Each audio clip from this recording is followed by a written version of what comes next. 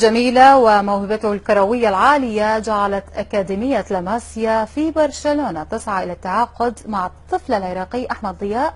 هذه الموهبة الفذة ربما سيكون مقدرا لها أن تقارع أكبر نجوم العالم من خلال تواجدها في إسبانيا، ولما لا يكون خلفية لميسي في هجوم برشلونة.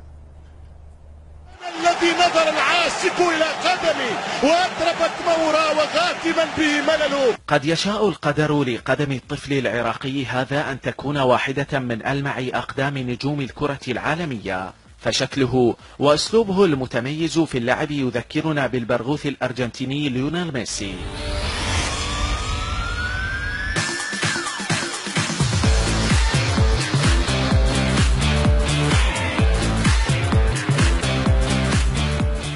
وأكاديمية لاماسيا في نادي برشلونة المعروفة بابتكارها للنجوم ها هي الآن تضع نصب أعينها تنمية قدراته، ومن يدري لربما ميسي الأرجنتيني يكسر القوانين ويبقى حاضرا لسنوات إضافية في عالم الساحرة المستديرة، ولكن بجنسية جديدة واسم مستبدل بأحمد ضياء.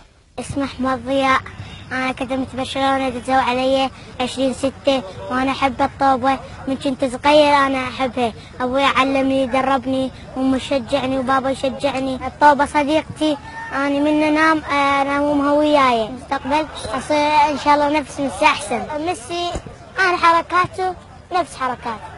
الطفل الموهوب بفطرته المولع بمعشوقته الكرة يطلق عليه الكثيرون لقب ميسي العراق، والفضل في اكتشافه يرجع إلى والده الذي تبنى تطوير إمكانات ابنه منذ أن كان في 3 من عمره.